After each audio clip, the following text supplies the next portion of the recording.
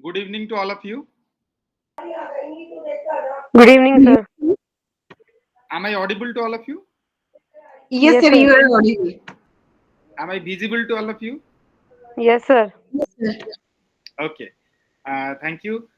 Good evening once again. And I think that because of some technical glitches at the RC section, we got delayed a bit. There were torrential rain, and that's why I mean it was delayed a bit. I apologize for that. But I think we are now all set to start a session. But I believe we need to wait for 2 minutes or so for others to join.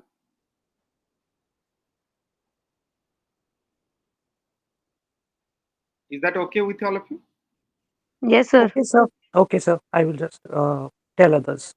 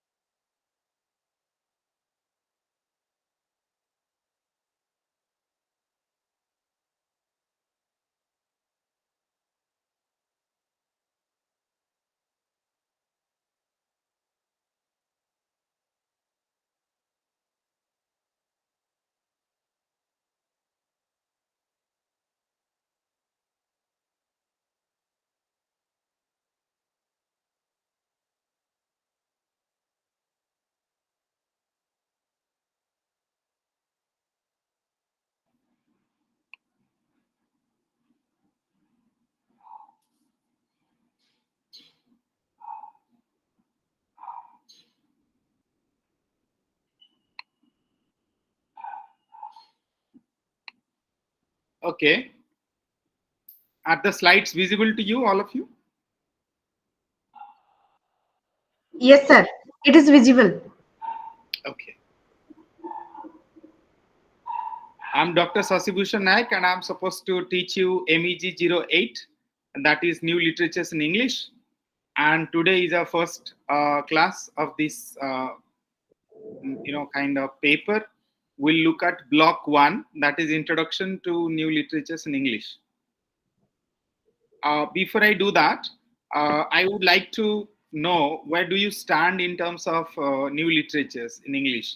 I mean, what is your first impression as far as new literature in English is concerned?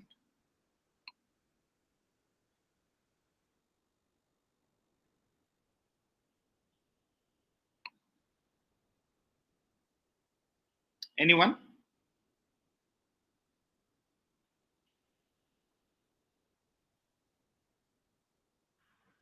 Sir, good evening, sir. Yes. Sir, as per my knowledge, this new English literature, that means which are European literature and American accents, that we are using in our in India also. We are following European literature and American accent. That means American literature. So on that behalf of like poem and prose, all the things. it is related to that, I think. Okay, you are nearly there, but I guess it is much more than that. Any other perspectives? Anybody voluntarily wishing to share their thoughts?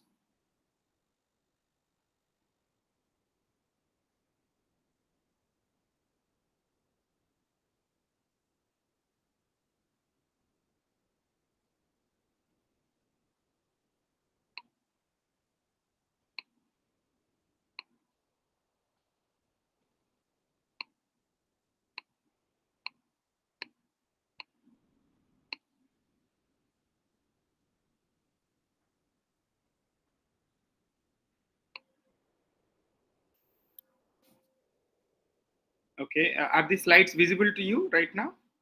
Yes, sir. Okay, okay. Are you familiar with this text? Any idea where I have from where I have taken it, or from which book does it belong Excuse to? me, sir. Excuse me, sir. Sir, Yes. you are presenting like your screen is only showing you are presenting your screen. There is no visible any PDF or anything. Okay, no problem. I'll fix that. I guess I need to share the whole screen.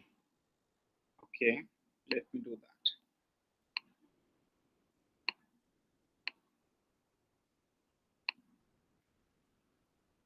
Okay, now is it visible? Yes, sir. Yes, It sir. is. Yeah. Okay, so look at this text. Uh, Please read that. Look, a Negro. The circle was drawing a bit tighter. I made no secret of my amusement. Mama, see the Negro, I'm frightened. Frightened? Frightened? Now they were beginning to be afraid of me. I made up my mind to laugh myself to tears, but laughter had become impossible. Then, assailed at various points, the corporeal schema crumbled, its place taken by a racial epidermal schema. In the train, it was no longer a question of being aware of my body in the third person, but in a triple person. In the train, I was given not one, but two, three places. On that day, completely dislocated, unable to be abroad with the other, the white man who unmercifully imprisoned me, I took myself far off from my own presence, far indeed, and made myself an object. You might be wondering why at the beginning I'm actually giving you this passage. And if you have gone through your MEG-8 materials, I guess you will be familiar with this. For all of you, I should let you know that it is a passage taken from a famous book called Black Skin, White Masks, written by Franz Fanon. He is an eminent philosopher, a psychiatrist, a revolutionary, and a writer. Actually, he was sharing his experiences about racism when he was pointed out by a small child. And this was the immediate reaction of Franz Fanon when he wrote this in his famous book, Black Skin, White Masks. The reason why I'm actually highlighting this is the following. We'll get to what is new literature and why do we need new literature step by step. But from this particular passage, from this particular text, we can have a sense that the need of new literature in English originated from the bigotry which the people of the colonized countries had experienced by various European tyrant colonizers. I'll come back to this once. Let me go to the initial parts. Then I'll come back to this. What is the need of the new literature again? Okay. Those for you, those it's a first encounter in terms of new literature. For them, I should let you know that Augsburg University defines new literature in English as the term New English literatures refers to the Anglophone literatures of Asia, Africa, the Caribbean, Oceania, and Canada. The field has direct overlaps with English studies, for instance, by including Black and Asian based British literatures as well as travel writing. Via Canadian literatures, it is also closely linked to the field of North American studies, a spatial focus in the Osberg New Literature in English. So, that is the interpretation of a particular university in the West. Warwick University, Department of English and Comparative Literary Studies, defines new literature in English in this way. Through the medium of English, writers from Africa and Asia today confront a global audience. This module aims to introduce students to the emergent body of literature being produced by writers and filmmakers from South Africa, Sub Saharan Africa, generally, and South Asia, and to situate it in terms of the historical circumstances that have engendered it and to which it constitutes a response. I would request all of you to have a notebook or a digital notebook with you, so that at any point in time, if you want to have some kind of important information, you can pen that down, or you can note that. Right? Yes, sir. Yeah, please Yes, do. sir. And, We are and taking a don't worry screenshot. about the PPT. Sir, can you please share I'll the share. screen for a few more minutes so that we can note down? Yes. I'll go back to the first one. Yeah, no Thank problem. you, sir. You can all take the screenshot of that. Yes. And mind you, I'll also share you supplementary materials in reference to new literatures in English for all the modules, for all the blocks. Okay. Okay, sir. Okay, sir. I'll send it through to your WhatsApp channel or any other mediums, means or Okay, sir. mediums available. I'll do it. Okay. And you can also personally text me in my number, which is 933 8383 836. I'll write that in the message box. Okay. Yes, sir. Please share your number. Yeah, that will be helpful. Yes, 933 Yes, 83 sir. 933 83 83. 83 Yeah. 836. Sir, 933 8383 836. Right? Yes, yes. Okay. Thank you, sir. So if you Sir, miss it would be anything really from the helpful WhatsApp, if you give us the important questions that we need to prepare first when we start studying MEG-8 for the very first time, new literatures in English. I understand. There are two ways of looking at any particular paper, or either you go with a traditional method, or you go with a modern method, or you go with a personally kind of choreographed or a designed ways in which you want to approach. But I would suggest that before you get into the questions, I believe that all of you should at least get to the basics of new literature in English. Once you know that, then you are in a position to negotiate your ways through the questions and the answers. Okay, sir. You get that? Yes, sir. Yeah. I mean, I'll definitely talk to you about questions, and if by chance, because of paucity of time, I'm not able to, I'll be not be able to kind of discuss all the questions individually, but I'll definitely share some questions and some possible answers if possible. But whatever the supplementary materials which whatever I'll be giving you, I guess it will be helpful and it will complement your studies in terms of your IGNO materials as well as your personal study plan. Fine.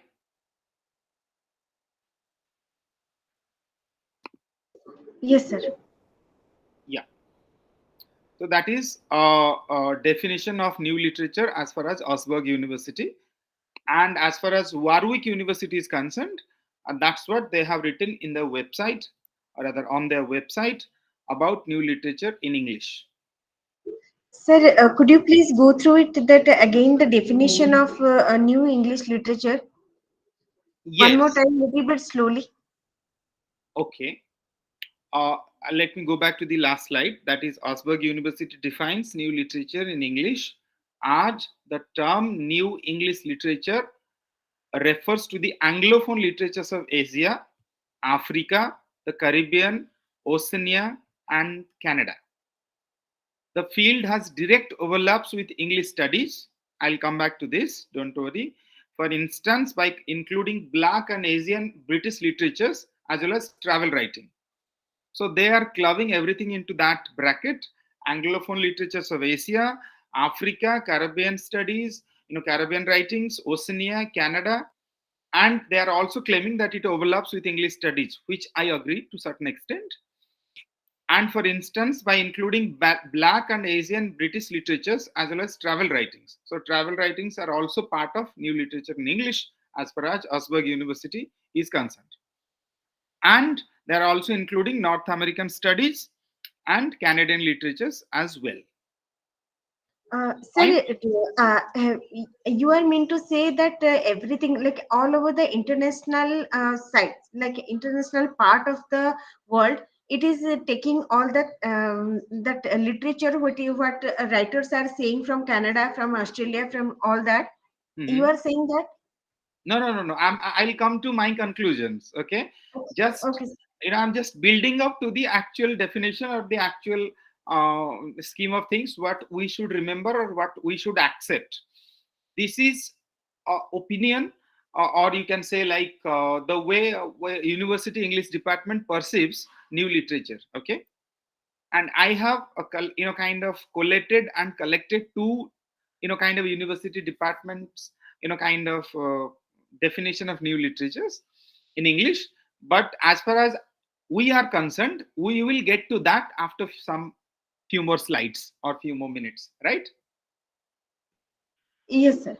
Okay, I'm just building up.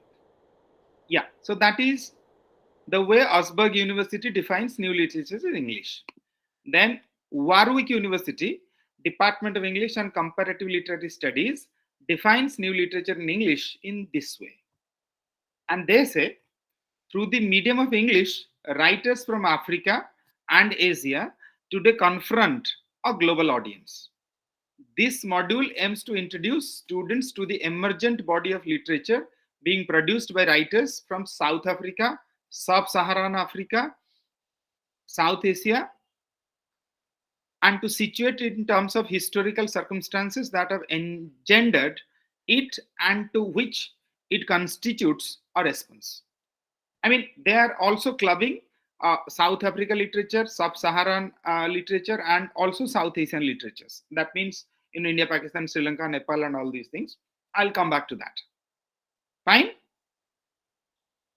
Now, what I think should be new literature in English. The study of new English literatures is concerned with colonial and post colonial writings which emerged in the former British colonies, such as parts of Africa, Australia, Bangladesh, Canada, Caribbean countries, India, Malaysia, Malta, New Zealand, Pakistan, Singapore, islands in the South Pacific, and Sri Lanka.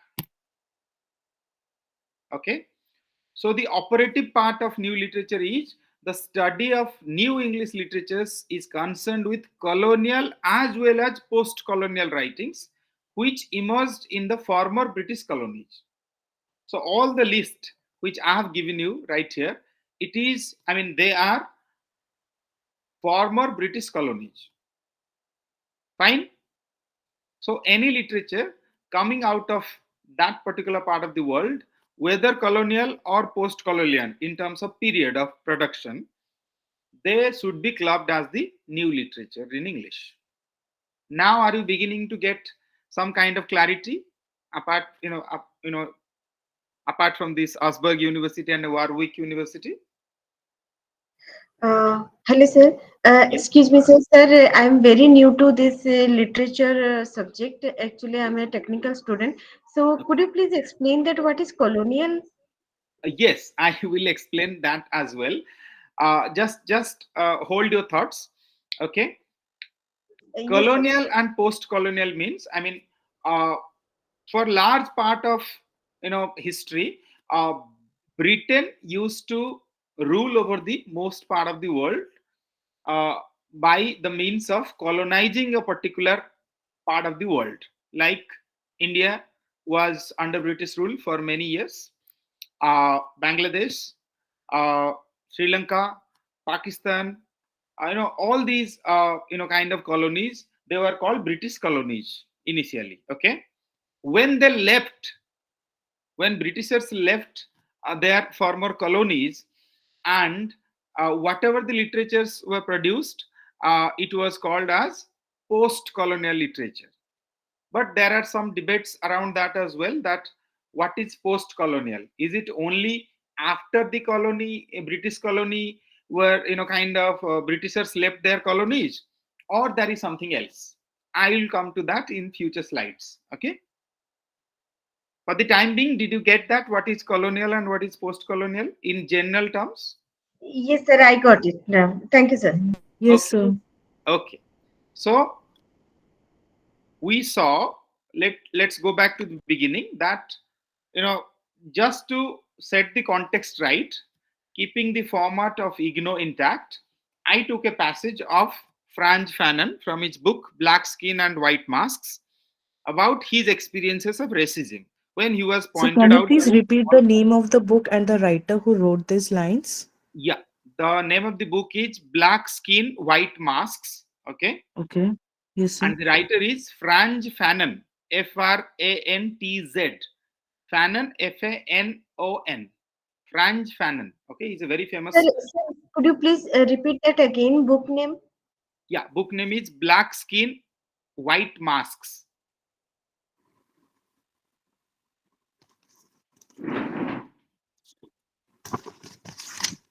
Writer's name, sir, again? It is Franz Fanon. Okay, I should have actually put that in the slide, but due to my preparation, maybe I was in a hurry, so I forgot that to put it in the slide. But no problem.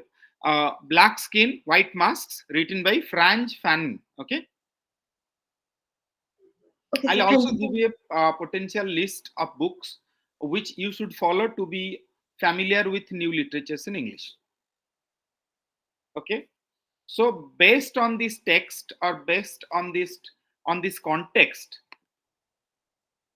it was opined by many literary scholars or critics that need of a new literature in English was originated from the bigotry which people of the colonized countries had experienced by various European tyrant colonizers. So that is one side of the story. Then modern day universities, they are defining new literatures like this. It's a clubbing, or bracketing of all these kind of literatures of Asia, Africa, Caribbean countries, Oceania, Canada, and all these things. Then some other universities also saying that it is a combination. You cannot exclude African and South African and sub-Saharan or South Asian writings, so you have to include everything.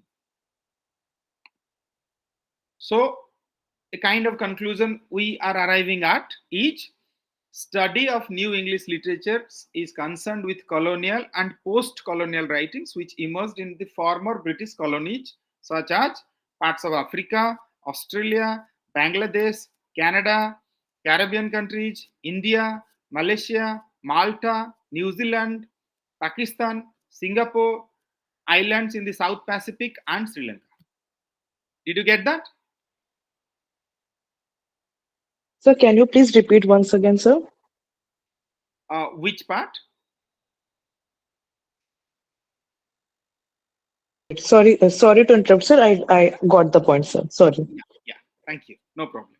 Okay, but to be familiar with new literatures in English, you must need to know. You should know a bit of conceptual clarity, like something like you must understand what is a canon. You must understand what is colonizer, what is a colony, what is post-colonial writings, what is Commonwealth literature. I will come to that.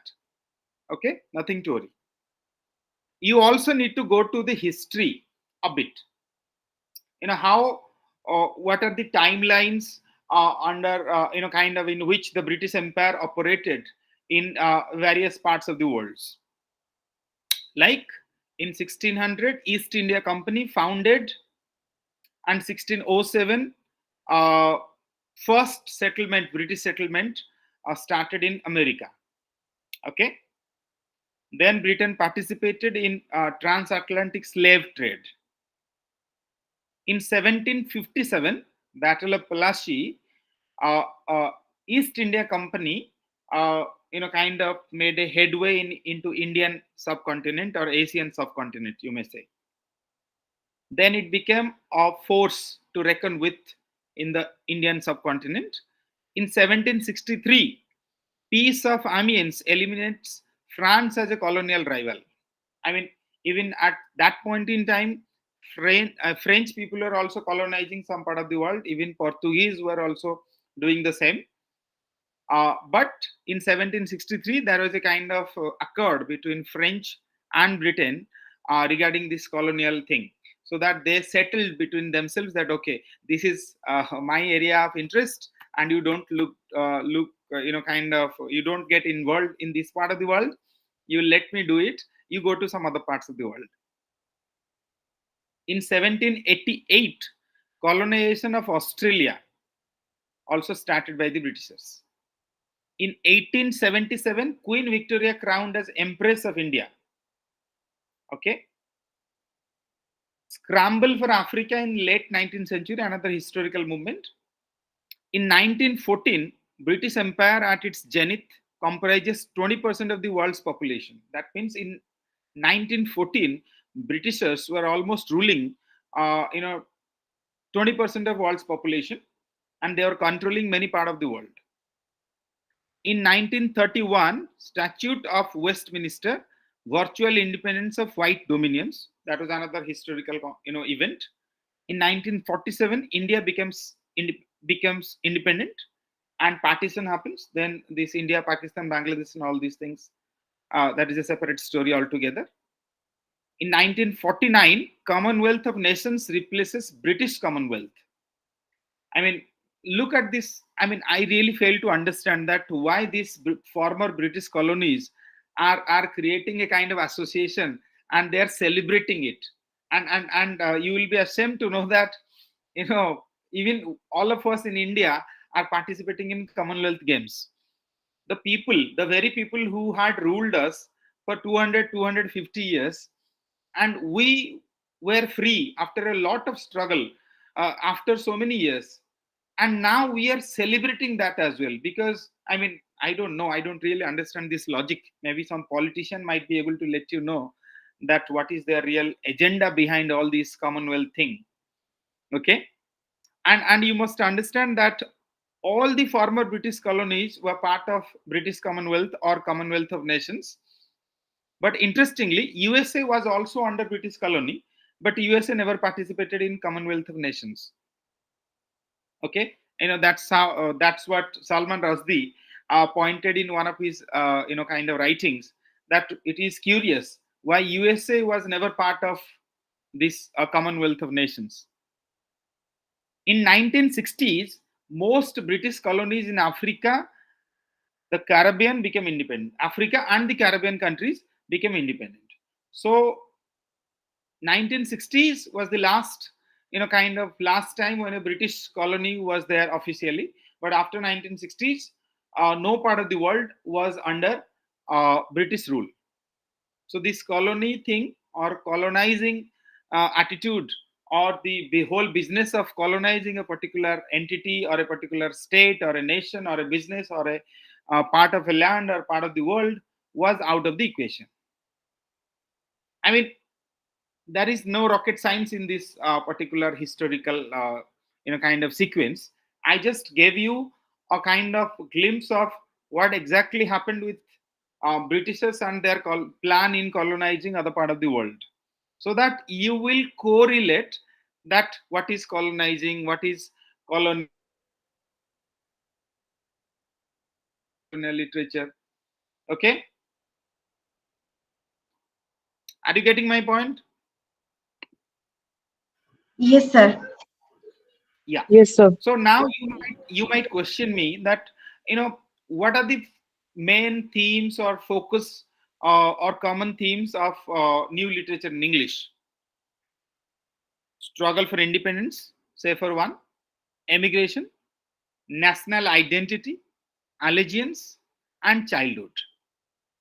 So definitely, if you are under a colony, if somebody is ruling you who is not democratically elected government, you will definitely fight for your independence. At a certain point in time, you might get the independence. So in the process of doing that, there will be a lot of literature will be produced, and people will read that. Okay, so that is a common theme.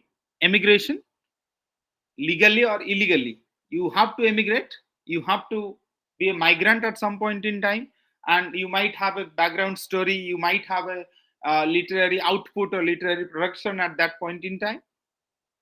National identity, of course, if there is a nation, if there are people, they will develop a certain sense of national identity in due course of time. Allegiance, our support, or whom we are supporting or whom we are against, why we are reacting like that. There might be some kind of story, some kind of literature produced on that. Like in India, we have a specific segment called partition literature. Those who are kind of planning for future studies in English, they can correlate that partition literature is also a very rich literary tradition, and you have a lot of good texts which should be probed further for future literary research. Childhood maybe is one of the uh, kind of possible themes of new literature in English. Now, Sir, excuse me, yes, sir. Sorry to interrupt you, sir. The fourth point, allegiance. Could you please explain a little bit in simple language? yeah, I understand. You know, in simple terms, allegiance means like whom do you support? Okay, Whom do you support, sir? On which ground? it's like loyalty or commitment, or to Oh, a particular group or a particular goal, particular in kind of aim, something like that. okay, sir. Thank you, sir. I got So the point. that's what the dictionary meaning says. But in literature, it is much more than that. But on the surface level, it is the same thing. Okay, you get that? Yes, yes, sir. Yeah. Thank you. Okay. Now you might question me that exactly what should be the correct way of looking at post-colonialism. I mean, colonialism is understood that when colonies are there, kind of things are moving in a certain direction, and people are way. And what is post-colonialism? There are two ways of looking at post-colonialism. One is, if I say post-independence, that means after independence, right? Are you getting my point? Yes, sir. And but some critics, they believe post-colonialism is way beyond that. It's not about just after colonialism or just after Britishers left India or something like that. Rather, it was a sum total of all the social, political, cultural, and economic changes brought about by the impact of colonialism. And the ironical concept, in terms of colonialism or post-colonialism or new literature is new literatures, in English is, you know, we hated the Britishers, but we fell in love with the language, and it is very, kind of ironical to think. And Sir, we the believe, when yes, sorry, sir, can I speak? please, yes. Sir, when Britishers started expanding their rule in India, Hmm. in order to have more grasp to the administration and for better administration in India, they introduced English language. They made the common people learn English. Yes, And I know, I prior to understand that, that. we were studying here. Yes, So that I was the understand main where, reason that Britishers were able to. no, I understand where are you Sir, if you coming could from. explain. Yes, Yes, sir. I'm I just explaining. wanted to have a more elaborate view on it. I understand. So Sorry to what interrupt, I'm sir. I trying to was tell actually you, getting to. no, no problem, no problem, no problem. I believe distance learning education programs are way passive than it should have been. So most of the time when I go for my classes, I encourage people to interrupt me or to ask me questions, but all depends on the time. Otherwise, I'm very open to discuss all these things. But thank you for asking this, because for a parent or for somebody who is just new to this concept of English, they would definitely encounter a lot of questions, and there will be a lot of queries, and it needs to be respected, right? So what I'm trying to tell you is, it's not about why England, British introduced English in India. What I'm trying to tell you is, the very writers who actually wrote against Britishers or English people, in the long run or after some time, even after the independence, Britishers left, those very writers also produced a good body of work or good body of text literature in English. And that is what is identical. Like, we Excuse hate me, the sir. English and we hate. Yes. Excuse me, sir. Sorry to interrupt you, sir. Your voice is a little bit breaking, sir. Sir, Sir, your we are voice not is able not to hear you properly clearly, audible. Oh, sir. Every voice is echoing, sir. okay, okay. Maybe because of this internet speed. Am I audible right now? Yes, sir. Yes, sir, it is fine now.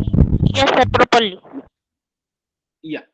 Sometimes it happens. I mean, we are in the 5G regime. But having said that, this 5G sometimes ditches us. Sometimes it's very treacherous.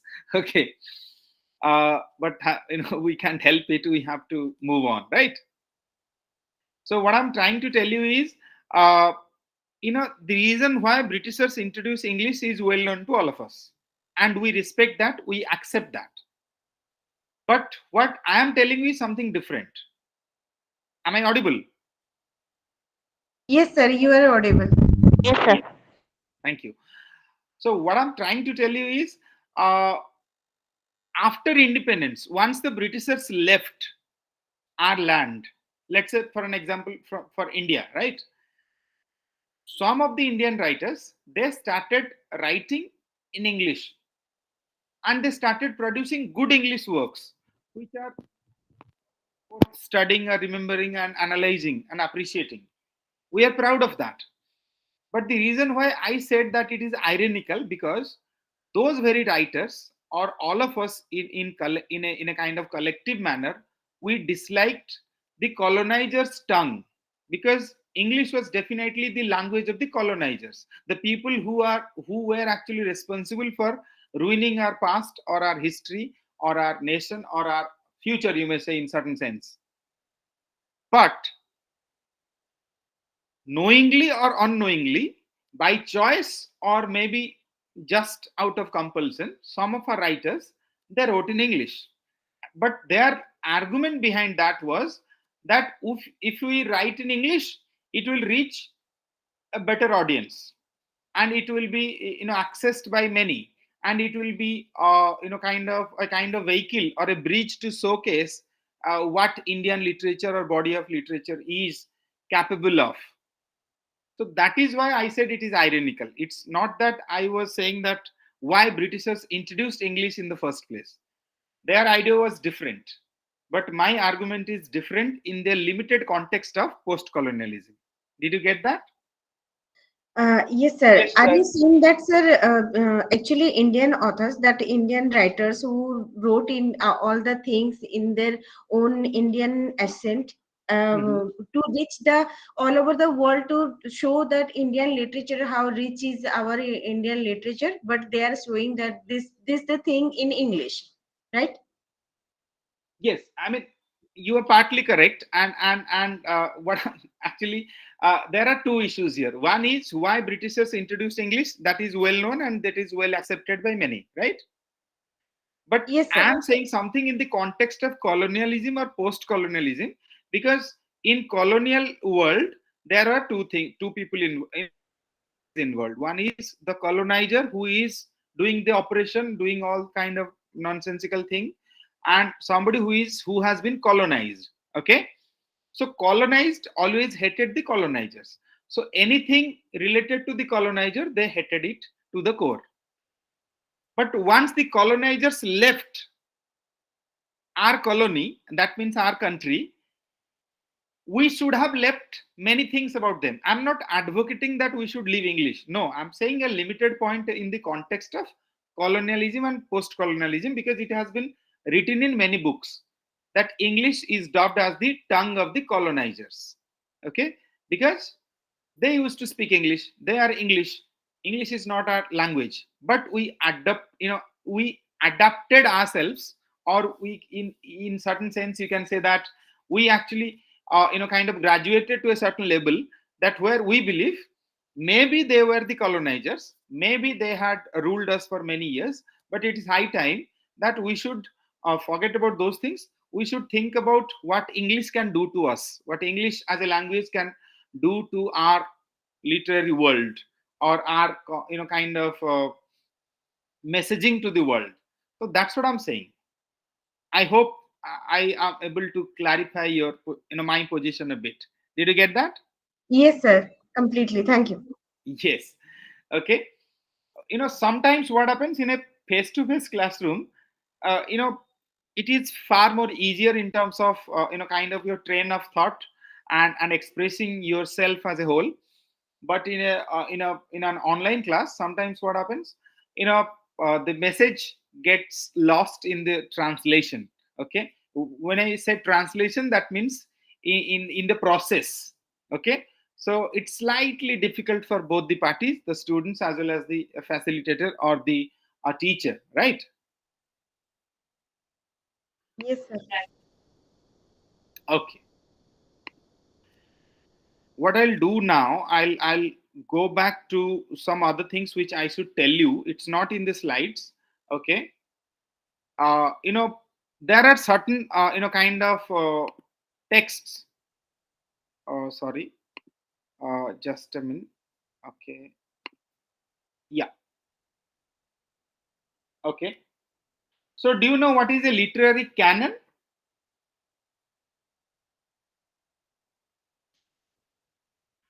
No, sir. ladies and gentlemen?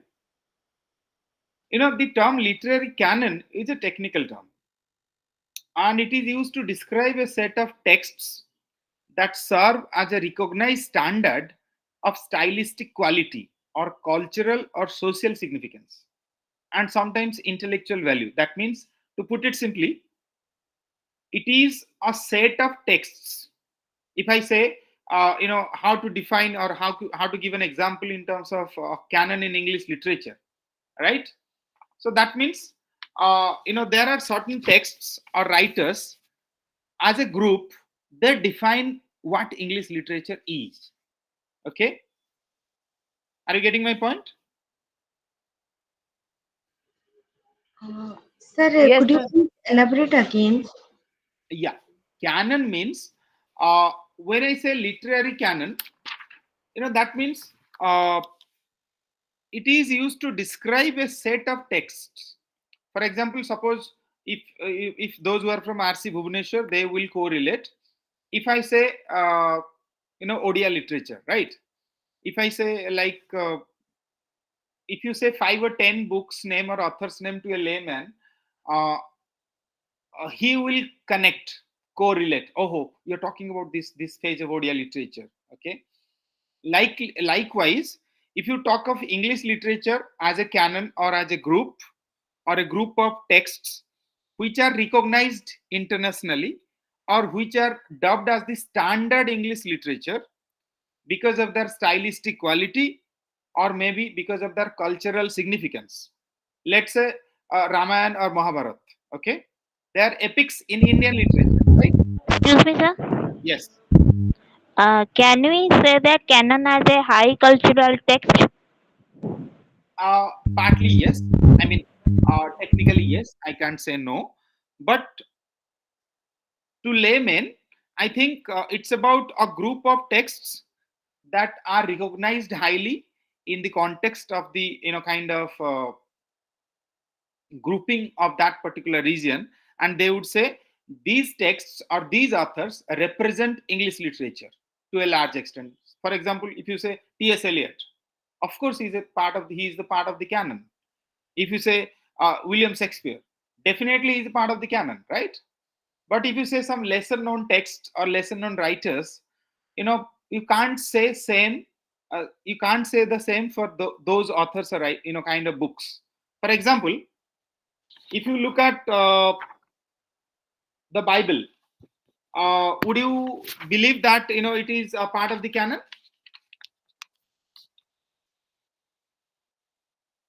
Yes, sir. We Yes. believe that. Yes, sir. Yes, sir.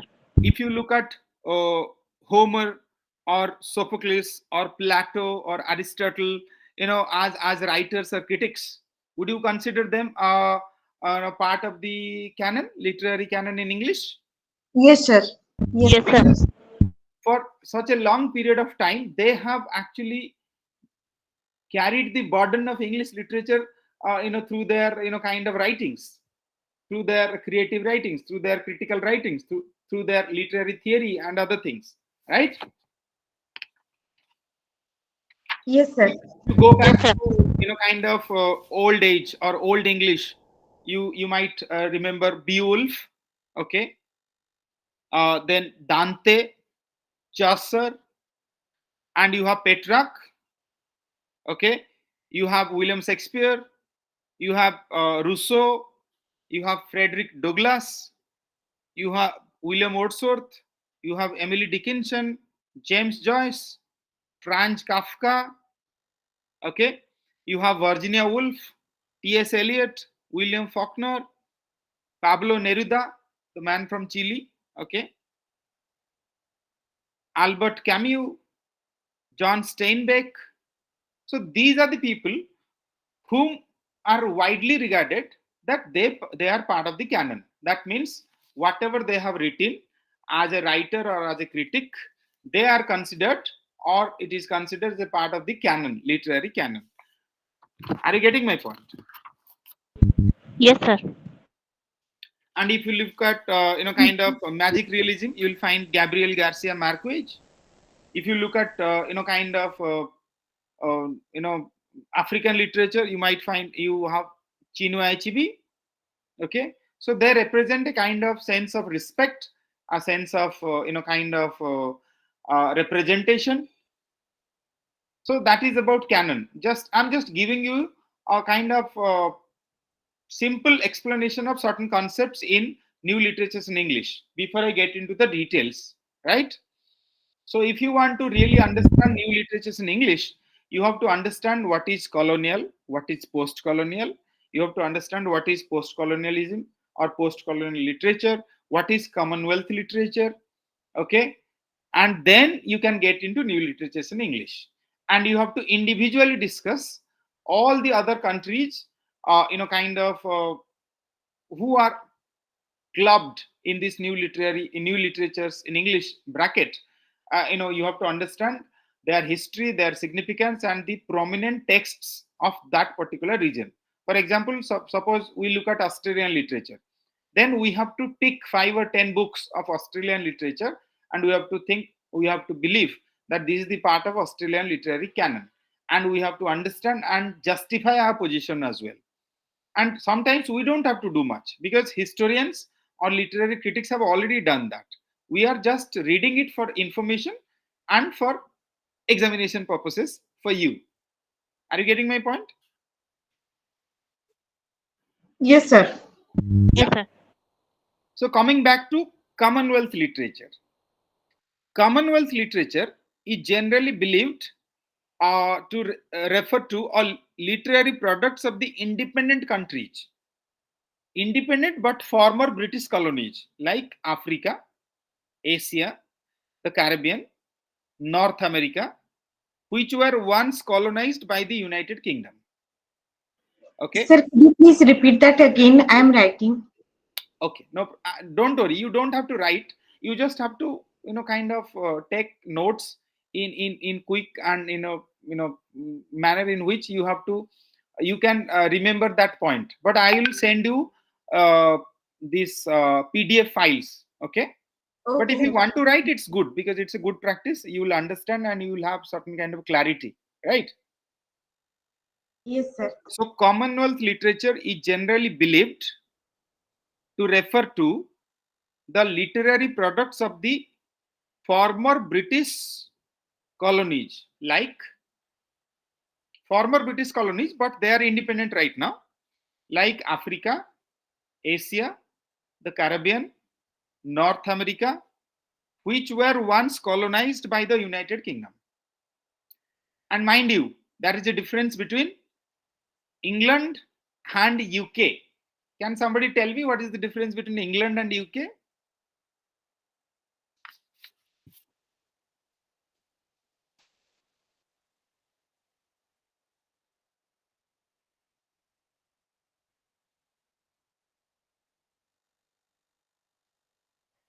Sir, England is the part of UK, United Yes, Kingdom. but UK is a larger grouping, and in that Yes, sir. you have kind of England, you have Ireland, you have Scotland, then you have Wales islands. Okay, are you getting my point? You Yes, have sir. England, Scotland, Ireland, and Wales. Okay, but England means only England. Okay,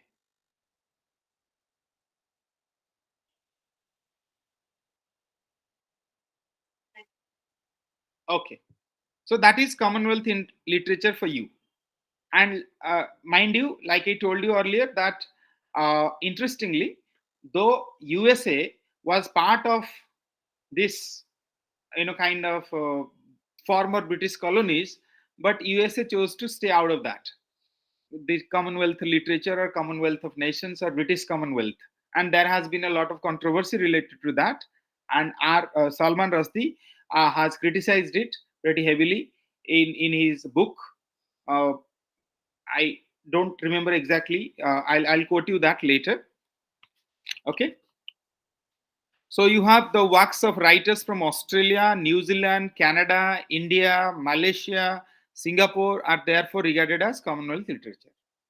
I hope you are clear right now about Commonwealth literature, or normal, simple, basic understanding of Commonwealth literature,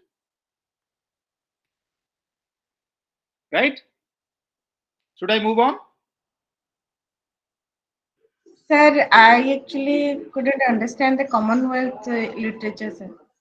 Commonwealth is just a name, right? Okay, sir. Basically, it is literatures produced by former British colonies. Is it clear? Yes, sir. Yes, sir. Now it is clear. Thank Former you. British colonies. Yes. So now we'll get back to post-colonialism. The term post-colonialism refers broadly to the ways in which race, ethnicity, culture, and human identity itself are represented in modern era after many colonized countries gained their independence. However, some critics use the term to refer to all culture or cultural products influenced by imperialism from the moment of colonization until the 21st century. So, like I have already told you in my slides, that there are two ways of looking at post colonialism. One is after colonialism, like I told you, post independence, okay, post 1920, something like that. That means once that event is over, whatever happens after a particular time frame, it is called post. Are you getting my point? Yes, sir. Yeah. And the second approach is that it's a sum total of cultural, social, kind of like I gave you in my slides. Let me go back to that.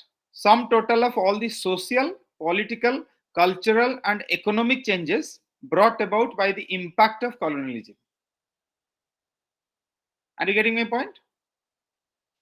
Yes, sir. Sir, colonialism, that means during that period where Britishers are ruling over us, and Yeah. after that, when they left, that is called post-colonialism, right? Yes. But in terms of post colonialism, there are two ways of looking at it. One is after the left, whatever happened, it's post colonialism, right? Yes, sir. But the second definition is it is not only about after the left, but there are some other concerns as well, like social, political, cultural, and economic changes brought about by the impact of colonialism. That means once they left, what are the changes happened in social sphere, political sphere, cultural sphere, and economic changes? Are you clear? Yes, sir. Ah, yes. In this context, you must understand there are some major voices, and the works of post-colonial literatures are Salman Rushdie's novel Midnight Children, published in 1981, Chinua Achebe's novel Things Fall Apart, 1958, Franz Fanon's The Wretched of the Earth, 1961, Jamaica Kincaid's A Small Place, published in 1988, okay, and Derek Walcott's Omerus. So these are some representative works of post-colonial literature. I will give you the complete list in a PDF file, nothing to worry, right?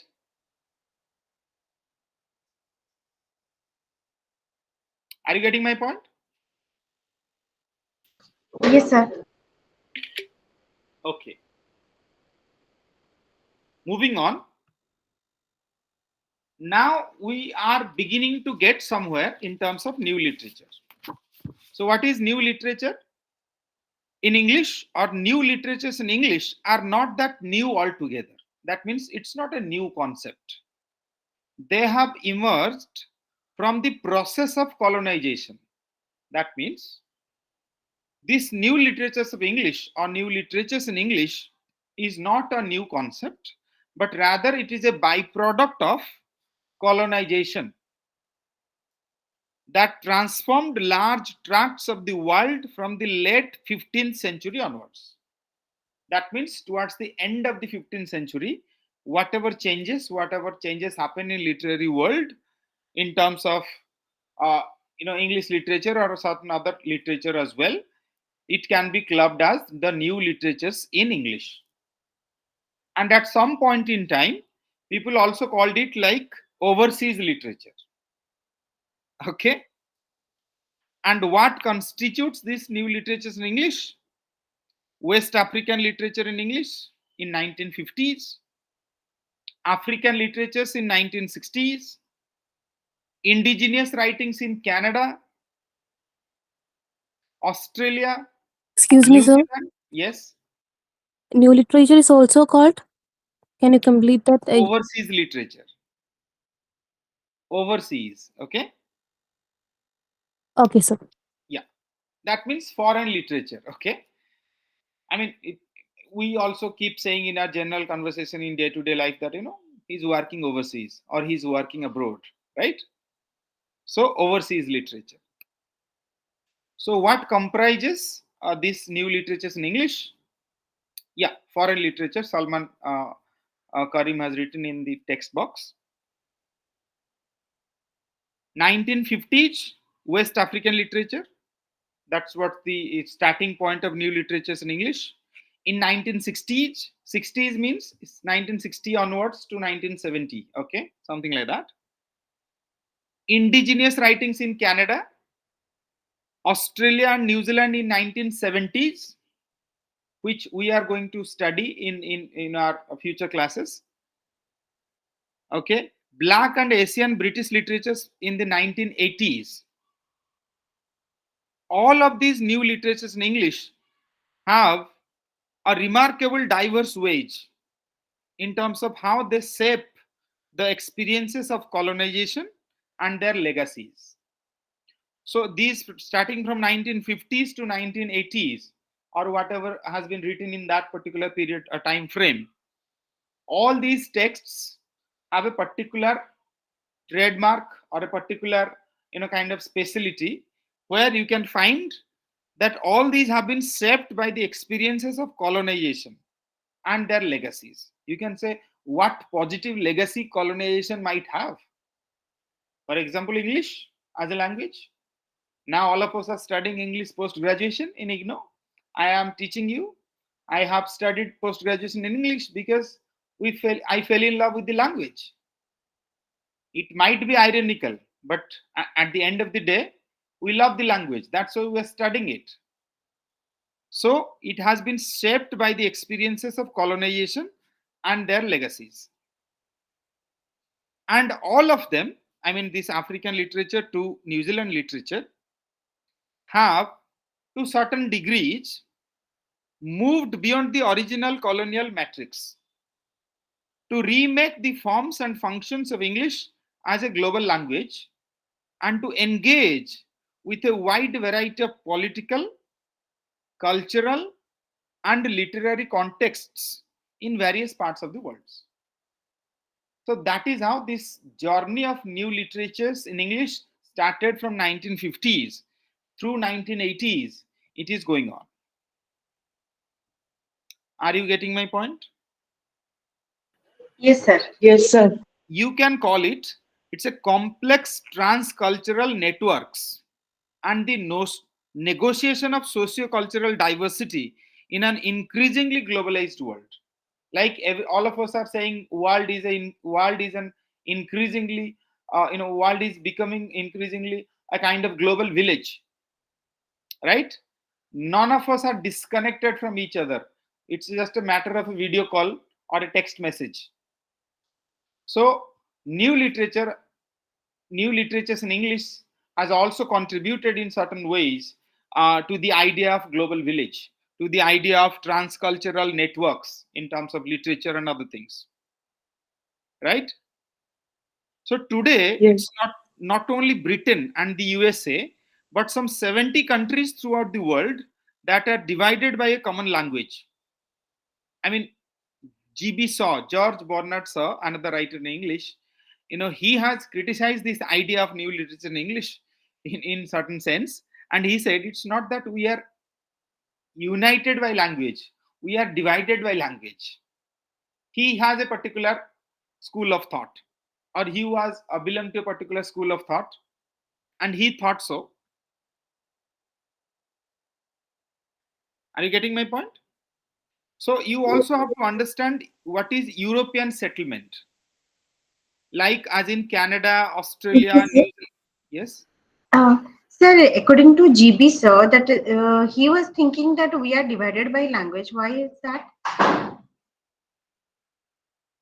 I mean, okay, let me come to that. Even the English language, that at the first sight seems to provide a pragmatic common denominator, has been molded by these colonial experiences and their legacies into a globally interlinked network of Englishes. What GB Shaw might have meant by saying that was that although we are connected by English as a particular language per se, but our English is different than the English of Nigerian English. Our English might be different from Australian English or Canadian English. So what he meant that we are interlinked by a network of different kind of Englishes. So that is why we are not united, but 70 countries altogether throughout the world, we are divided by a common language. So that is what his kind of idea behind saying this particular statement or giving this particular statement. Okay. Yes, I got the point. Okay. Mind you, in literature it's all about perception. It's not a science that all the time you will have 2 plus 2 is equal to 4. All right. Literature is more about interpretation and how you look at it. Like that's why many people call it, beauty lies in the eyes of beholder, right? You don't know why this particular individual looks handsome to you or beautiful to you. Maybe some other person might disagree with you. No, I don't think so. Okay, you look at modern day art.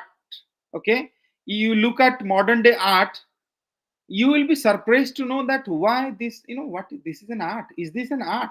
Oh my god, how come somebody buy this art piece for kind of $2,000, 2 million pounds or 2 million USD?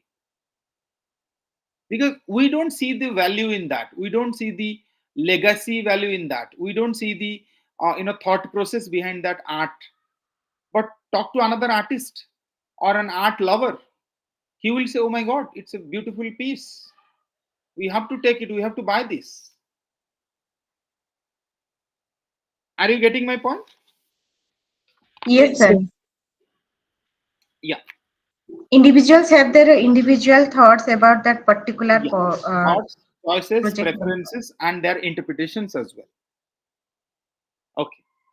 So, in this context of new literatures in English, you all also have to understand colonial legacies, multiculturalism, new diversity, global Englishes. There are varieties of Englishes in today's world, and different kind of colonial legacies are there in different parts of the world.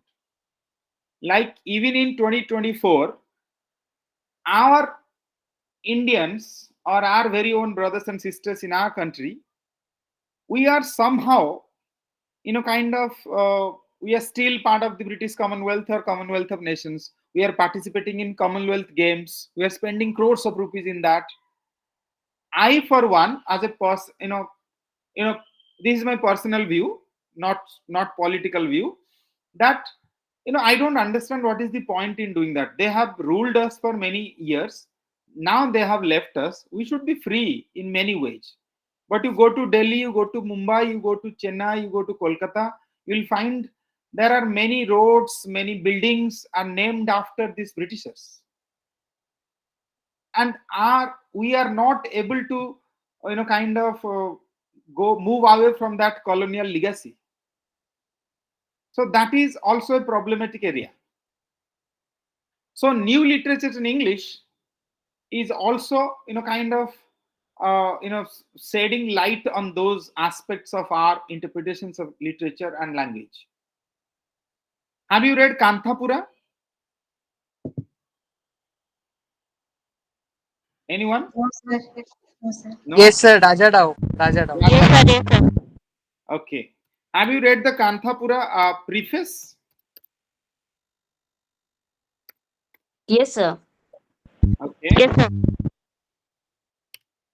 And can you tell me that what is so special about that particular preface? Because last time I attended an interview for associate professor in our state, Odisha, in our OPSC, they asked me this question. I mean, I was not able to answer them sufficiently, or kind of to my satisfaction. Are you getting my point? But you should know. Okay. Rajarao discusses the challenges of conveying the spirit of one's culture in a foreign language like English. Okay. And he also explains how every Indian village has a legendary histories tied to sacred places and figures. And he also talks about how our emotion is not properly expressed through English, because our mind doesn't have an intellectual makeup like the way English people thinks. All English people think, right? You should read that. Okay. If any one of you are going, kind of going for MEG-7, I guess you will be fortunate enough to read that. But even if you're not having MEG-07, you can still read that. Preface is not so long, right? Are you getting my Yes, sir. point? Yes, Yes, sir. Yes, sir. sir. Definitely. Yeah. Multiculturalism. What is multiculturalism? Multiple cultures. India is an example of multicultural country. We have Yes. different cultures. Yes. And that's why we are celebrating that. Sometimes we hate that as well, because sometimes it Unity and also diversity. problematizes many issues in our society, right? Communication gap. Yeah, communication gap. There are communal issues. There are riots. There are fightings. There are lot of kind of religious implications. Oh, okay. So, having said that, this new literatures in English is also shedding light on multiculturalism in different parts of the world. Do you know the concept called diaspora? When Anglo-Indians face consequences due to having diverse in their culture, something related to that. Yes. Like, Diaspora actually used to refer to populations that have been displaced from a homeland, settled in two or more places away from this homeland. Okay. And Sir, that can you have, please little bit slow in it? I'm writing it down. okay, The don't worry. definition of diaspora. Whatever I am teaching you, all the supporting materials, I will send you to your WhatsApp immediately after the class. If I don't, you can just remind me, I can send you. Okay, all of you. So even after that, if you want to write, it's fine. I'll go slow. Diaspora refer to populations that have been displaced from a homeland, right? Settled in two or more places away from the homeland. Are you getting my point? Yes, sir. And Yes, sir. that have retained over generations a memory of home or a group identity. Are you getting my point? So diaspora means some people, those who have been displaced from their homeland, and they are staying in some other places, maybe one or two or many places, and they are away from their homeland, but they have retained over generations of memory and group identity. For example, Indians, those who are staying abroad, when Indian Prime Minister visits a particular country where Indian diaspora is very vibrant, like USA, UK, Australia, even Canada, our diaspora is very strong there. So that's why these politicians also go for a certain kind of events just to meet and greet those diaspora. They have been displaced by choice or otherwise, and they have been staying in some other places away from the homeland, but they have a certain sense of memory, certain sense of belongingness, certain sense of group identity, that we are Indians. And they're also applying for OCI cards. You know OCI cards? No, sir. What is that? That is Overseas Citizen of India card. That means any Indians who is staying outside and having a dual, having kind of a citizenship of another country, they can hold on to OCI card, and they can come to India, regularly without the constraint of visa and all these things. Okay, so that is a Yes, sir. particular kind of initiative by the government of India to have a sense of connection between the Indian diaspora and the homeland, original homeland, that is our India, right? So in terms of new literatures in English, you have to understand colonialism, you have to understand post colonialism, you have to understand Commonwealth literature, you have to understand diaspora, and you have to individually study certain works or texts from certain part of the world.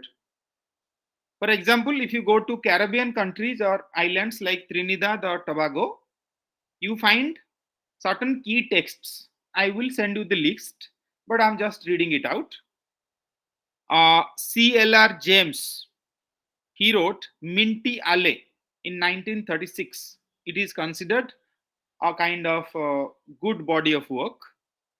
You have Sam Selvan, The Lonely Londoners, published in 1956. Then you have very famous V.S. Naipaul, Nobel awardee, A House for Mr. Vishwas, 1961, which we are going to discuss in block 5, I guess, or so, right? Then you have Derek Walcott, Omerus. Then you have Sani Mattu, another writer, famous writer from Trinidad and Tobago. So you have to have a cursory look on these texts and writers to have a better understanding of new literatures in English. Are you getting my point? Yes, sir. Yes, sir. Are you getting bored? No, sir. It No, is sir. interesting No, sir. class. New literatures in English is slightly difficult to fathom and to understand, and you need a bit of patience. When we discuss a particular text or a particular book, it is slightly easier for communication and interactions. But when we are going for a general introductions of new literatures in English, what happens, you have to correlate 5 or 10 things together, and you have to process 5 or 10 things together. Are you getting my point? Yes, sir. Yes, sir. Yeah. And in terms of uh, India, in terms of new literatures are concerned, you have key texts like Mulkraj Anand's Untouchable, published in 1935, Raja Rao's Kanthapura, published in 1938, R.K. Narayan's A Tiger for Malgudi, 1983. You have Anita Desai's Clear Light of the Day, 1980. Then you have Salman Rushdie's Midnight's Children, published in 1981. Arundhati Roy, The God of Small Things, published in 1997. Then you have Amitav Ghosh, Sea of Poppies, published in 2008. Aravind Adiga, you have The White Tiger in 2008. So these are the key texts of India in connection to new literatures in English. I mean, you can argue that, how come and why they are part of new literatures in English. Because all these works have been written after post-colonial period or after the Britishers left. Okay. And that's why they are clubbed in Commonwealth literature as well as post-colonial literature as well as new literatures in English. Okay. So these are just change of nomenclatures, but having the basic criteria are more or less same. Okay, but different interpretations. If you look at Canada, and if you look at the key texts from Canadian literature or Canadian authors, you have Susanna Moody's Roughing It in the Bush, 1852. Margaret Lawrence's The Stone Angel, published in 1964. We are going to look at that in future classes because that is one of the prescribed books for our block 7 or 8. Then you have Mordai Richler, St. Owen's Horseman, published in 1971. Then you have Margaret Atwood's The Blind Assassin. Okay, it is another famous book published in 2000. There are many books, 5 or 10 books. Okay, I have just highlighted 4 or 5 for your convenience. I'll give you the PDF file, nothing to worry. And you just have to keep your notebook and pen ready. If at all you find some questions or some thoughts you might forget, then you have to take it down. You have to note it down, right? Or alternatively, you can just interrupt me and ask me. But sometimes what happens, if you interrupt me, my train of thought gets disturbed. But nevertheless, I'm okay with that. Okay. Should I continue? Yes, sir. Yes, sir. Yeah. Then you have Nigeria, right? So Nigeria is also a British colony, former British colony, and they have Nigerian writers have also produced good body of work in English. Prominents are from them Chinua Achebe, Things Fall Apart, published in 1958.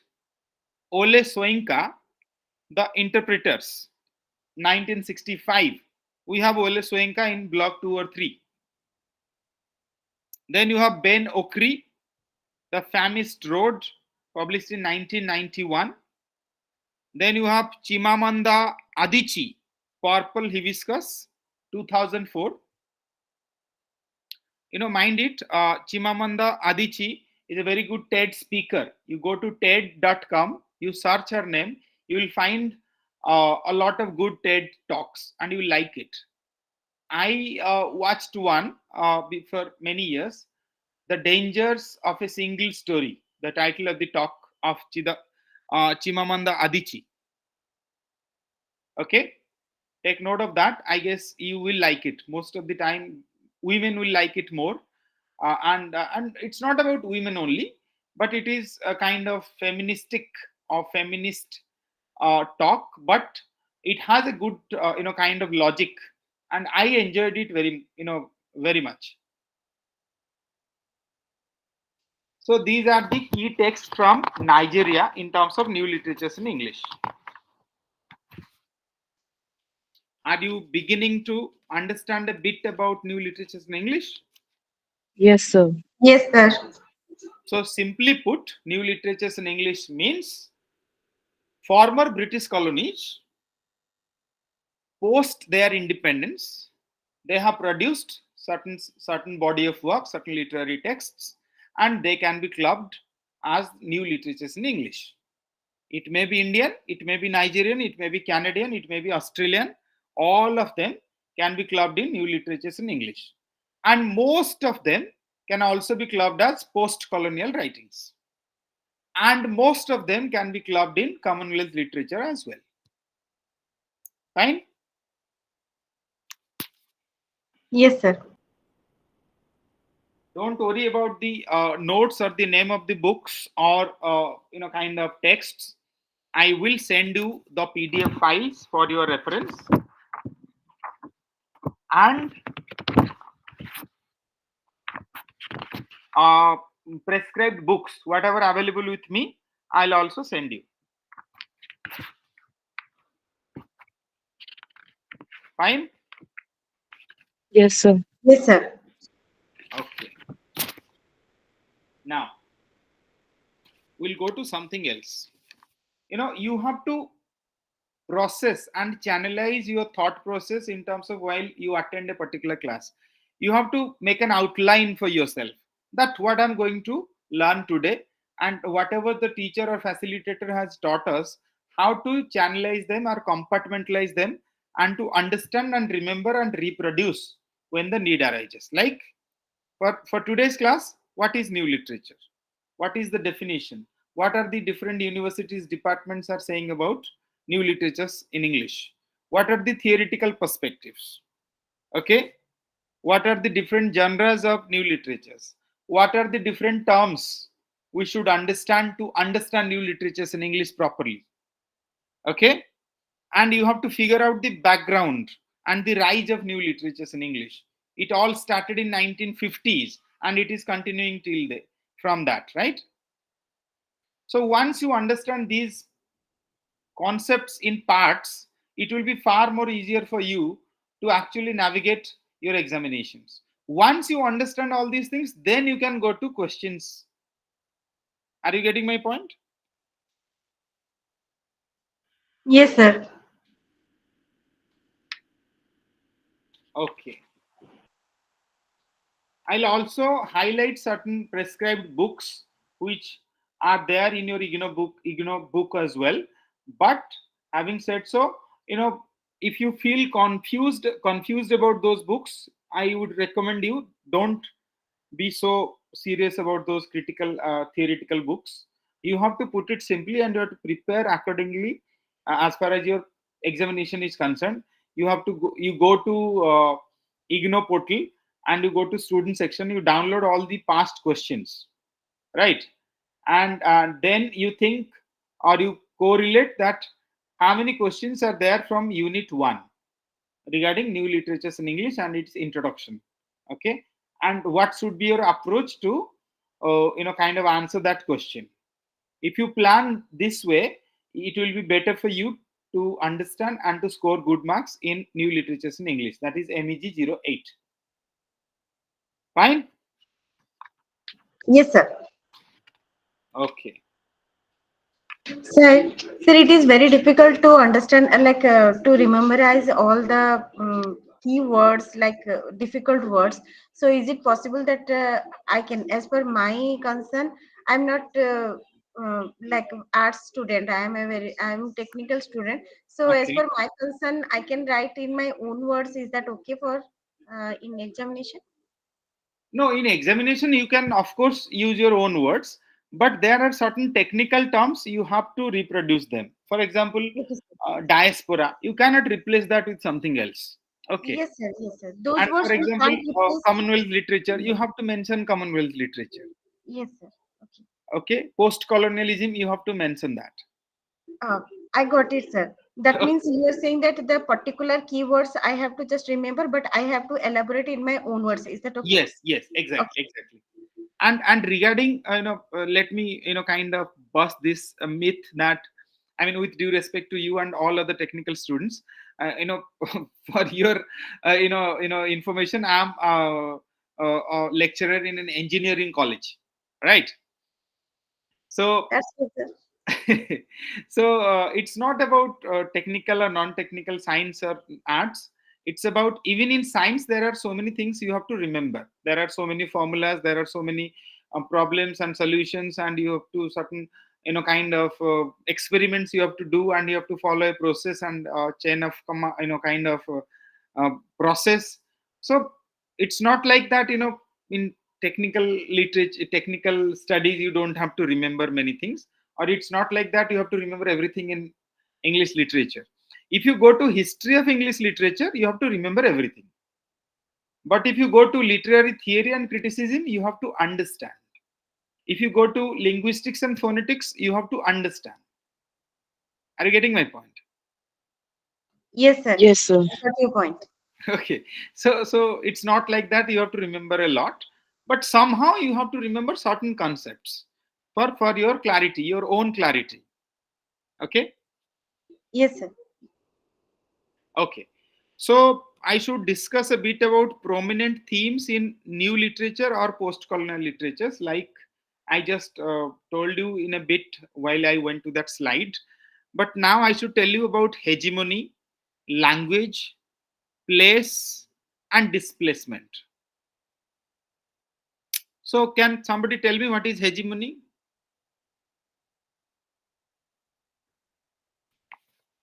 in terms of geopolitics, in terms of political, kind of understanding? What is hegemony? Sir, leadership? Kind of leadership, but not exactly leadership. Hegemony, in other words, it's called power relations.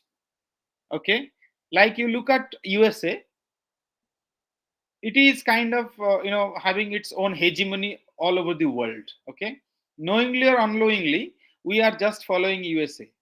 Okay, or most of the nations are following USA, and they have a kind of hegemonic control. Okay, for example, you know there are certain states where there are no opposition parties for election or something like that. So definitely the ruling dispensation will have a hegemonic control. That means there is nobody to oppose. Definitely it is related to leadership, but it is more about power relations. Okay, so hegemony or power relations and languages are addressed in a certain way in new literatures or post-colonial literature, where in comparison to other theoretical aspects, uh, these themes were not highlighted that much. For example, you have a book called The Empire Writes Back, okay, which is a very prominent book in terms of kind of post-colonial literature. And the book goes like this: The Empire Writes Back, Theory and Practice in Post-Colonial Literature, published by Routledge in 1989, written by Bill Ascroft, Gareth Griffiths, and Helen Tiffin. Okay, this is one of the very prominent or important books in terms of post-colonial literature for all the students. If possible, I'll send a copy. Okay. So, what is place and displacement? A major feature of the dialectic of place and displacement is always a characteristic trait of post colonial societies.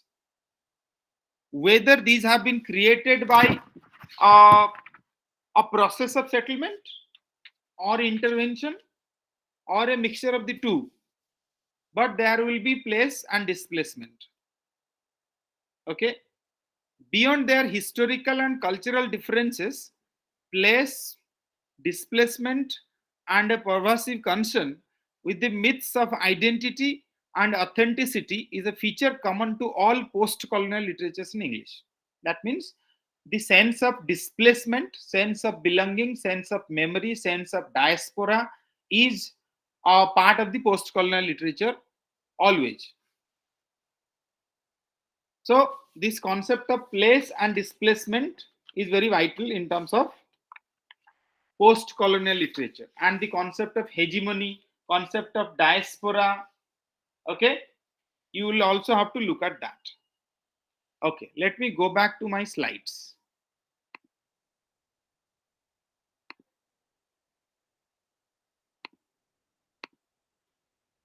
Do let me know if it is visible or not. Is it visible to you?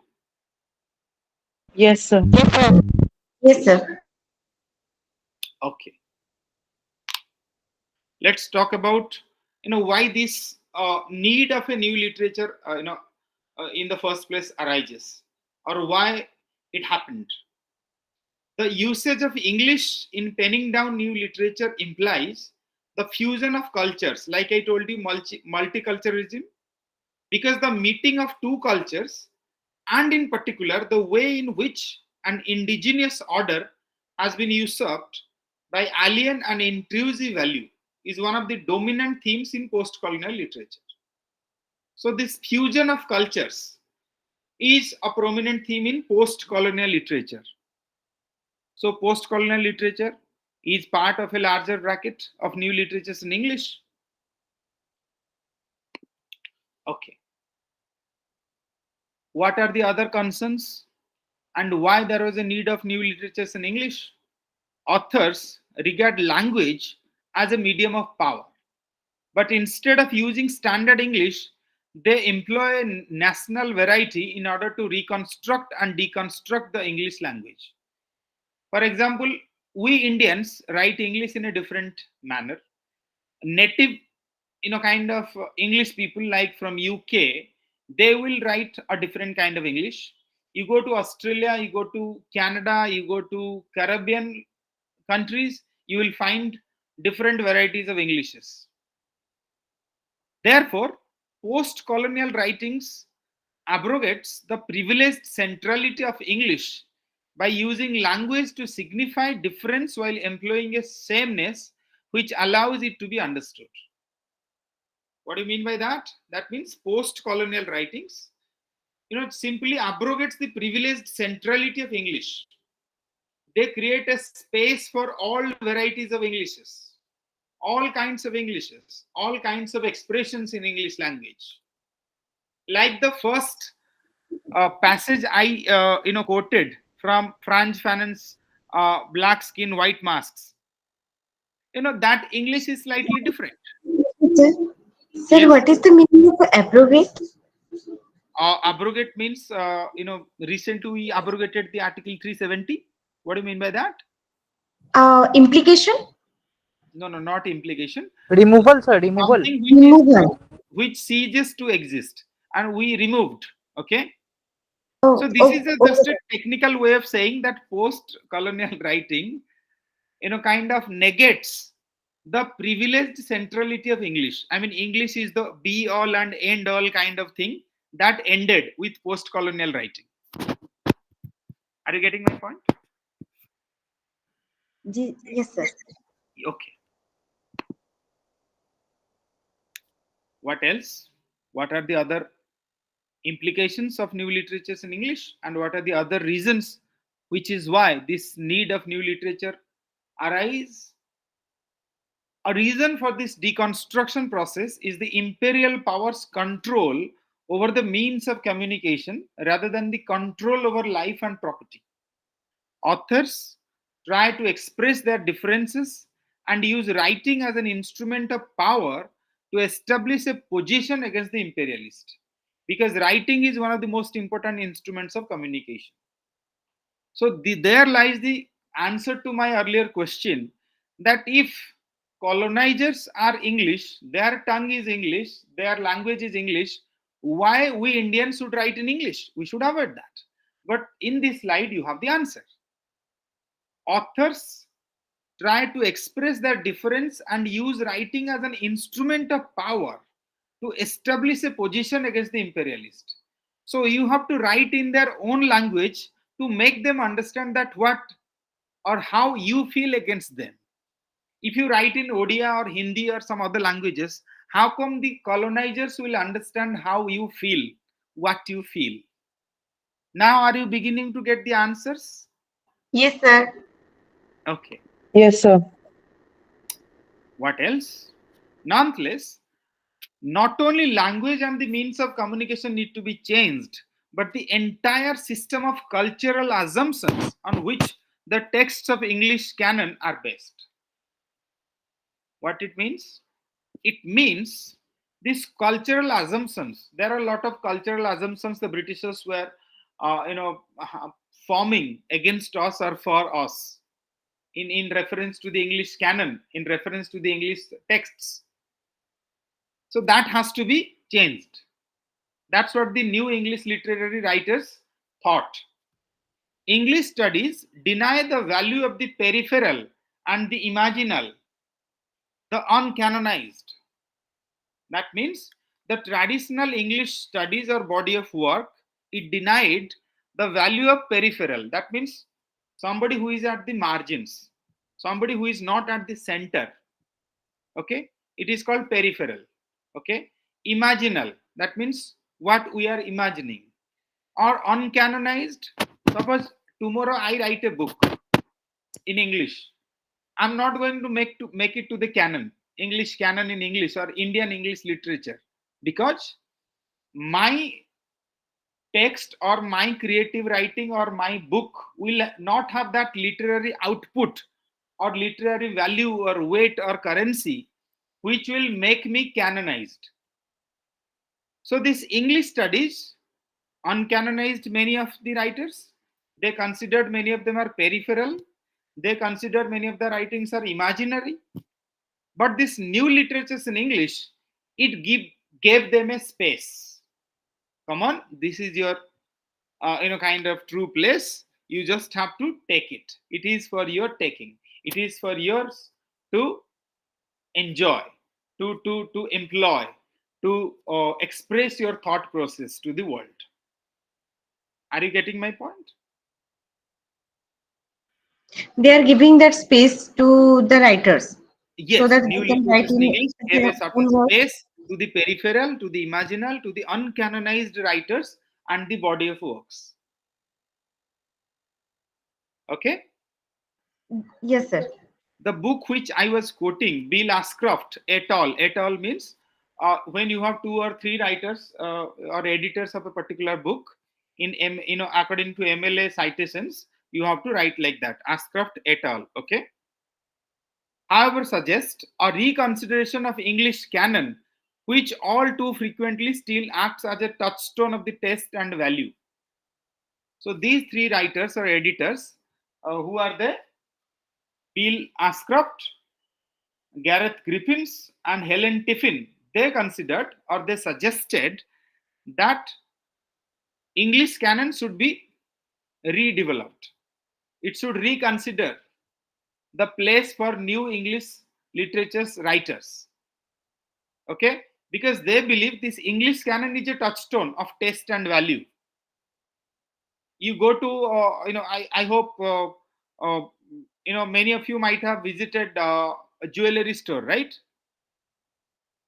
In recent past, if you want to exchange a particular gold ornament, they will test it whether it is legit or not, whether it is having a required amount of purity or not. They have a machine for that. Okay, and they will tell you after 30 minutes or 1 hour, something like that, your gold can be bought at the rate of 81% purity. That means if your weight is 100 grams, it will be counted as 81 grams. Okay, so likewise, this English literary canon, the people, those who have created this concept of canon, they believe that we are the gatekeepers. We have the touchstone of taste and value. We will decide who will be into our bracket and who will not be welcome to our brackets. Are you getting my point? Yes, sir. Okay. Like, United Nations have a Security Council. You have five-member Security Council. There are 5 permanent members. There are other 15 or 20, temporary members. But these 5 members, USA, UK, China, France, and I believe Germany, right? They have the veto power. That means they can stop any kind of negotiation, they can stop any kind of action. And India, kind of has been, opposing this particular idea that, these 5 people will decide what will happen in the world. That's why India has been demanding that, we should be given a permanent seat at the United Nations Security Council, so that we, as the largest democracy of the world, should decide what is good for the world or not. You cannot keep us out. Are you getting my point? So this Yes, Bill sir. Ashcroft and others, they suggested that English canon should be reconsidered, and they cannot just say that we are the gatekeepers of English literature and we will decide who is good, who is bad. So that is why the need of new literature arises. Okay, these are certain name of the books. You don't have to worry about that. Bill Ashcroft and others, what they did, they compared to traditional English literature and the new literatures, and they found out that new literatures in English are unsuitably covered on the World Wide Web. That means in the internet, you know, this new literatures in English is not popular, it's not widely covered. So we should do something for that.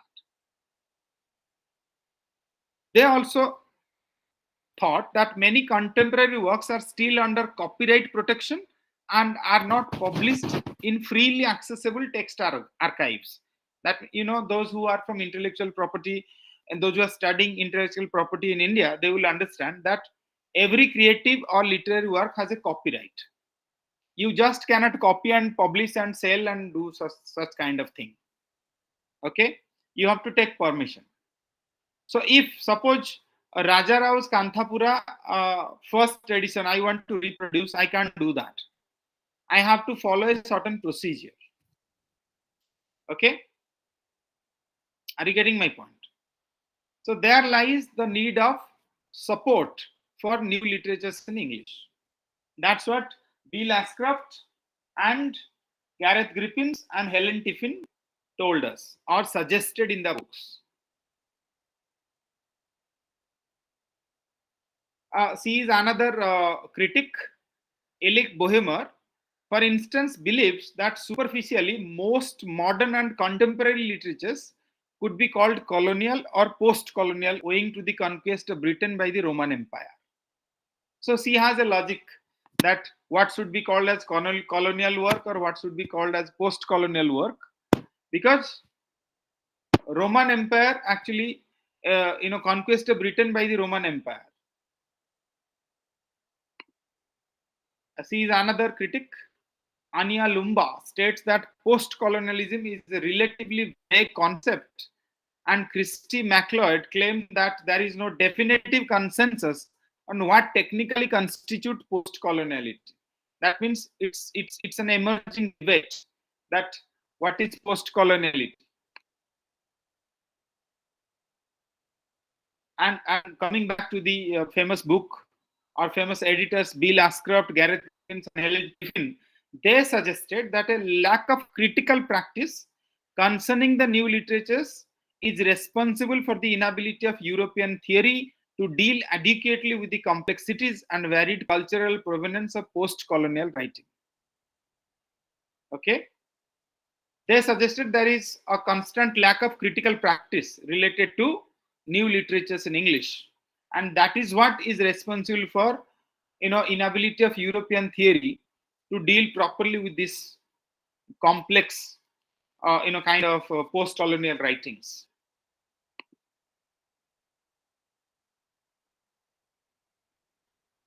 Okay, but having said that, they also suggested that the term post-colonial is the best solution at the moment because it points the way towards a possible study of the effects of colonialism. Even so, better terms still emerge. Okay. In order to understand the concept of post-colonial literature, It is necessary to be familiar with colonialism, which is, according to Boehmer, associated with the expansion of European nation state in the 19th century. There is, however, no precise definition of the term colonial literature because it doesn't belong to the literary canon and because it is so heterogeneous. I believe you know what is heterogeneous and what is homogeneous.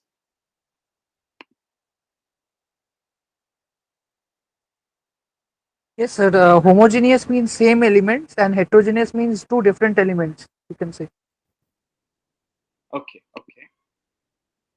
Boehmer also argues that colonial literature is writing concerned with colonial perceptions and experience. Like I told you, that it is of that time when you are under somebody else's control and somebody is colonizing you. Somebody is the colonizer, right? Mainly by metropolitans, but also by Creoles and indigenous during colonial times. Therefore, includes literature written in Britain as well as in the rest of the empire. Okay, certain works of colonial kind of texture include Daniel Defoe's Robinson Crusoe, Joseph Conrad's Heart of Darkness, Robert Louis Stevenson's Treasure Island, and E.M. Foster's A Passage to India. These are all colonial works. Excuse me, sir. Could you please show for the little bit time the previous slide? Yes, this one.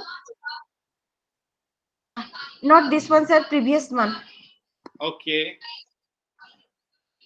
This one, sir. Thank you. Yes.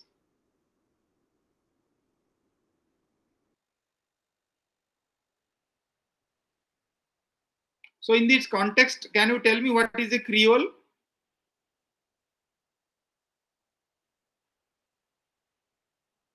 Creole It is means, something. It is something yes, yes, related please. to Creole and Pidgin. I think so. With related to Yes, yes, linguistic yes. variation. Yes. So Creole I is think a so. language Creole. that comes from a simplified version of another language or the mix of two or more languages. It is a byproduct of two or more languages or a simplified version of another language. Okay. In the late 18th century, Europe was regarded as a leading example of scientific humanity, which was believed to be humanity in its most achieved form. The 19th century novel then introduced a world picture with Britain at the center. I mean, this is what I'm saying about colonial world. After that, we have post-colonial world. That is why there is a need of new literature in English. I believe this one actually I have doubled it. Yes.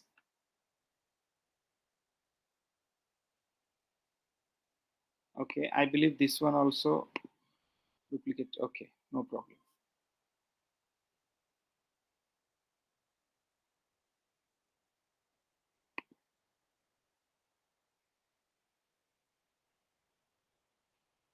Okay. Now should I stop my presentation?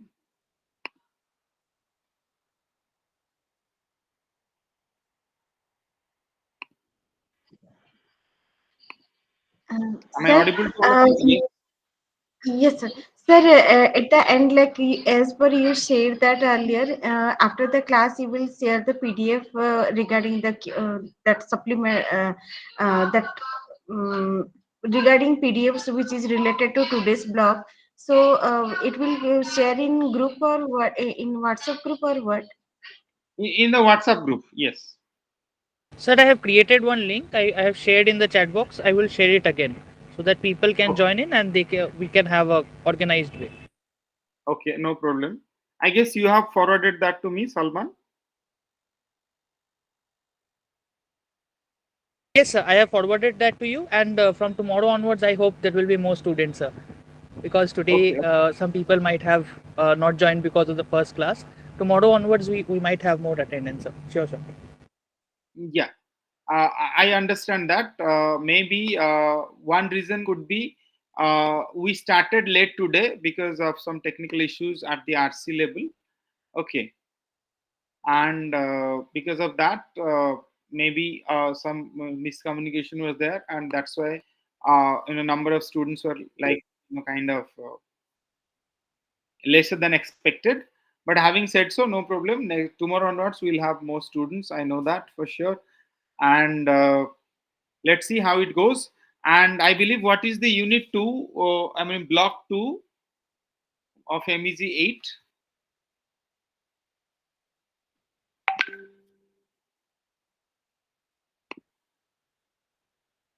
Okay. I'll send you all the supplementary materials for your help, and you can download that or print that if you want to.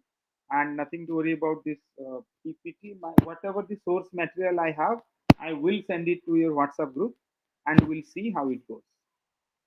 Okay. So next block is a grain of wheat by Ngugi wa Thiong'o. Okay. You Grain are of wheat.